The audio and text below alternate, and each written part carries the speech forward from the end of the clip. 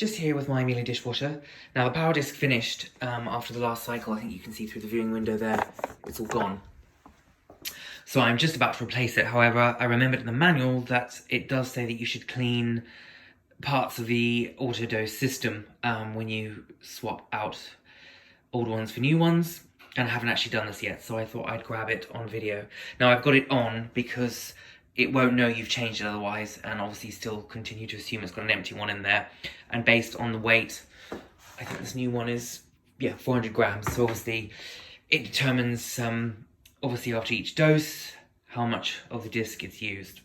So to start with, I'm gonna remove the empty power disc. As you can see, it's probably just a few grains of powder in there, but it's literally finished.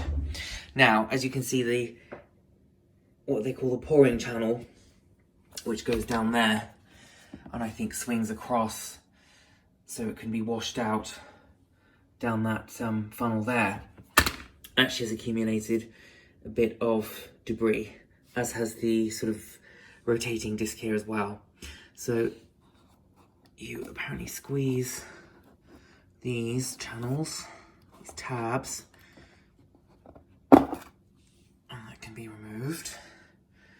So there's that one. And then now,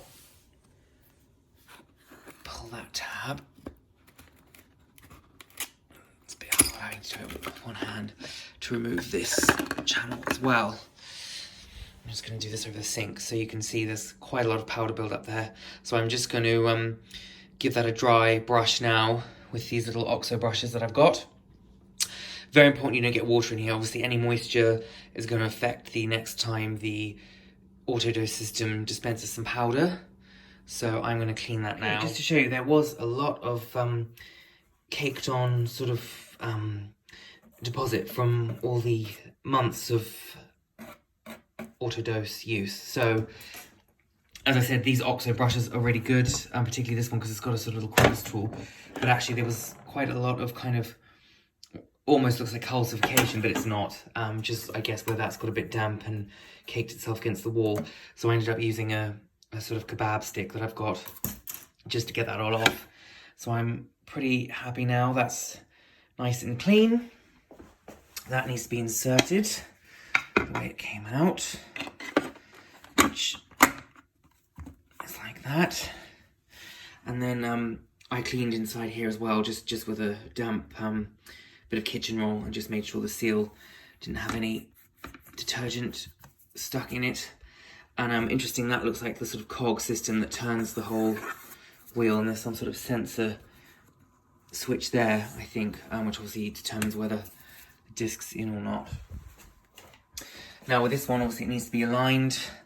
There's our cog teeth around the end, and those two arrows have to align.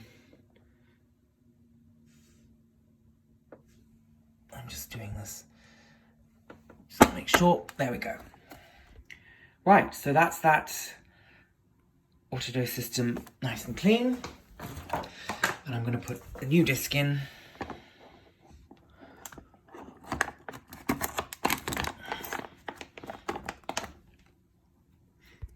Like so. And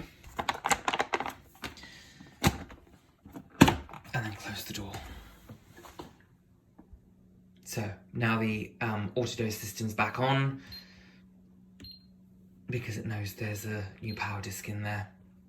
I just filled up the rinse aid as well because that was down. Now this is an all-in-one. As I've said in previous video, I do tend to use just normal tablets. They're not all-in-one, so I tend to keep the rinse aid and salt dosed up as well.